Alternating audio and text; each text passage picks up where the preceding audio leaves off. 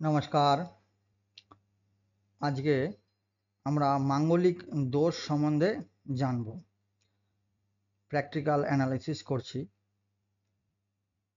আমরা মাঙ্গলিক দোষ নিয়ে অনেকেই অনেক ভয় পেয়ে থাকি।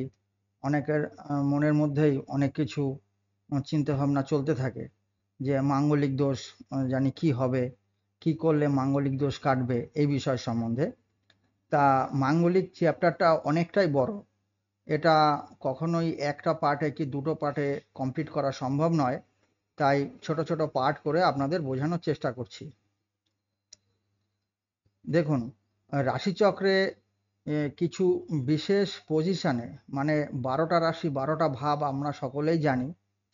তার মধ্যে কোন কোন জায়গায় মঙ্গল বসলে মাঙ্গলিক বলা হয়, সেটা আমরা আজকে জানব।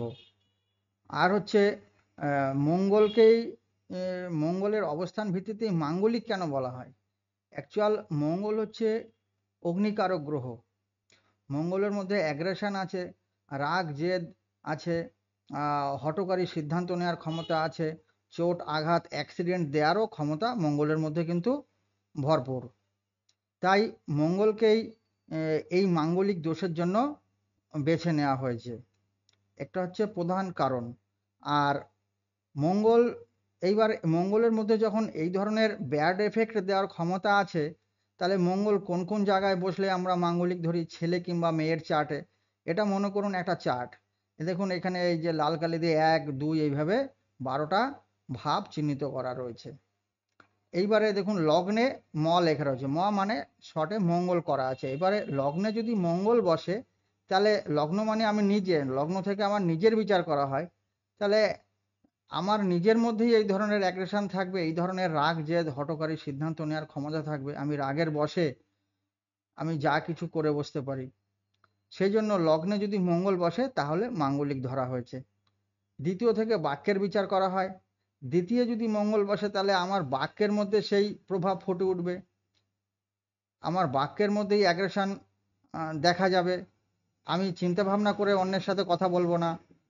অনেক সময় রাগের বশে উত্তেজিত হয়ে খিস্তি খামারিও দিয়ে বসতে পারি। তাহলে কিন্তু এই দ্বিতীয় মঙ্গল বসলেও কিন্তু মাঙ্গলিক ধরা হয়েছে।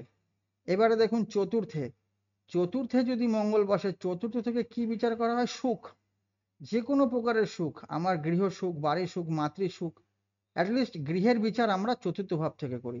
তাহলে এই চতুর্থে যদি মঙ্গল বসে তাহলে আমার গৃহে অস্থিরতা তৈরি হবে, আমার বাড়িতে উত্তেজনাকর পরিস্থিতি তৈরি হবে, বাড়ির শান্তি বিঘ্নিত হবে। সেই জন্য চতুর্থে যদি মঙ্গল বসে তাহলে মাঙ্গলিক ধরা হয়। এইবারে সপ্তম, সপ্তম থেকে এটাই সব থেকে বেশি দরকার। বিশেষ করে ছেলে মেয়ের বিয়ের সময় আমরা দেখি যে ছেলে মাঙ্গলিক কিনা, মেয়ে মাঙ্গলিক কিনা। তাহলে সেই সময় যদি দেখা যায় যে সপ্তমে মঙ্গল বসে রয়েছে, তাহলে সেই মঙ্গলের একই বিষয়, যে রাগ জেদ অস্থিরতা অশান্তি, চোট আঘাত অ্যাক্সিডেন্ট, হঠকারী সিদ্ধান্ত, যা কিছু মঙ্গলের ব্যাড এফেক্ট, এগুলো এই সপ্তমভাবে প্রতিফলিত হতে পারে। তাহলে আমাদের সেটা ম্যারিটাল লাইফে, আমাদের বিবাহিত জীবনে সেগুলো দেখা দেবে বেশি বেশি। সপ্তম থেকে পার্টনারের বিচার করা হয়, সেই পার্টনারের উপর এই ধরনের প্রভাব বিস্তার করবে। তাহলে সেই জন্য সপ্তমে মঙ্গলকে মাঙ্গলিক ধরা হয়। এবং দেখুন অষ্টমে মঙ্গল, অষ্টমে মঙ্গল থাকলেও মঙ্গলের মধ্যে আগেই বলেছি মঙ্গল কালপুরুষের ছকে লগ্নপতি এবং অষ্টমপতি।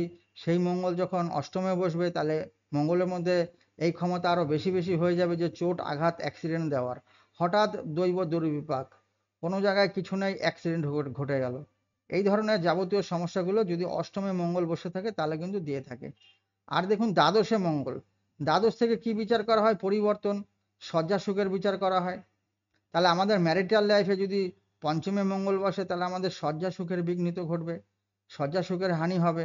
সেই জায়গা থেকে নানা রকম অশান্তি আজকের দিনে আমাদের সমাজে আসে। এছাড়াও অকারণ চিন্তাভাবনা, অহেতুক চিন্তাভাবনার সঙ্গে আমরা যুক্ত হয়ে যেতে পারি। সেই কারণে দ্বাদশে মঙ্গল বসলেও কিন্তু মাঙ্গলিক ধরা হয়। তাহলে এতগুলো জায়গায় যদি মঙ্গল বসে তাহলে কিন্তু আমরা মাঙ্গলিক বলে থাকি।